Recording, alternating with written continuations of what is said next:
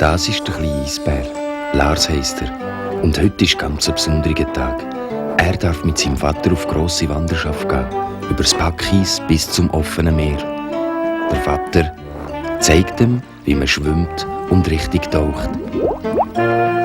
Komm, kleiner Lars, zeig mir, wie gut du schon kannst.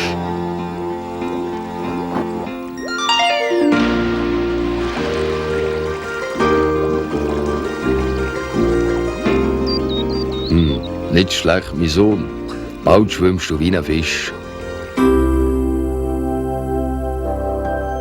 Später dann, im Mondschein, schlafen der Lars und sein Vater ein. Sie haben Schneemauern gebaut. So sind sie gegen Kaltwind geschützt. Ganz tief schlafen sie und hören nichts vom Eis, das knarrt und kracht. Und merken nicht, wie eine Eisscholle abbricht und der Lars fortdreht. Immer weiter weg von seinem Vater.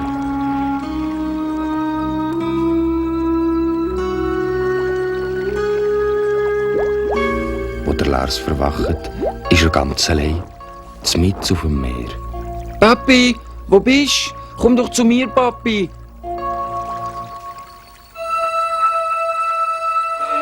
Und die Sonne brennt. Es wird immer heißer.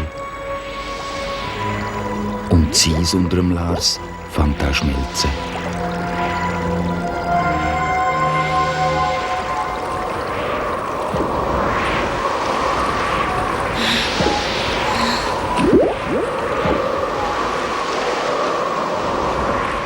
Oh, gut. Der Sturm hat ihn weit in den Süden getrieben. Dorthin, wo es warm ist und ganz farbig.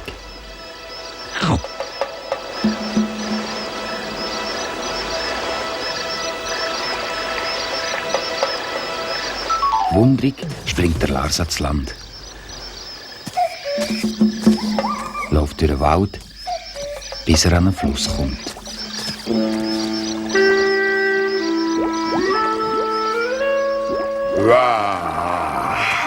Vor lauter Schreck rennt der Lars davon, so schnell er seine Tatzen tragen und versteckt sich. Darum sieht er auch nicht, dass das Flusspferd Hippo ein freundliches Gesicht macht. Aber die Gewunderung ist reiner Weg. Und irgendwann muss man sich ja wieder umdrehen. Also, wer so schön mit den Ohren gewackelt, der kann nur lieb sein, denkt der Lars. Sie schauen einander an und finden sich einfach richtig nett.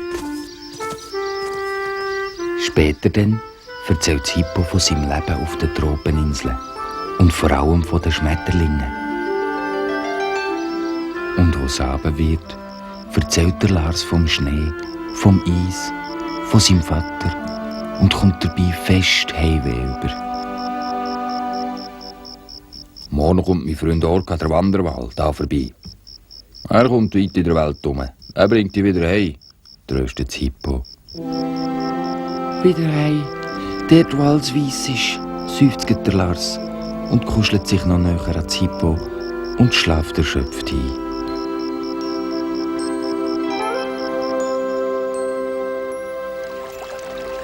Am Morgen früh schwimmt der Orca in die Bucht vom Hippo. Das ist der Orca. Der bringt dich wieder heim, kleiner Eisbär, sagt das Hippo und wird ein bisschen traurig, wo der Lars Adieu sagt. Musst unbedingt wieder kommen, Lars, ruft er ihm nachher. Und bald schmeckt es wieder nach Eis und Schnee.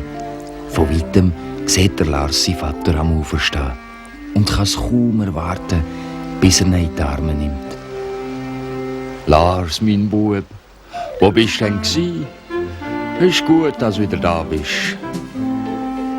Der Lars ist überglücklich. Er ist wieder beim Vater. Und ganz viel erzählt er ihm.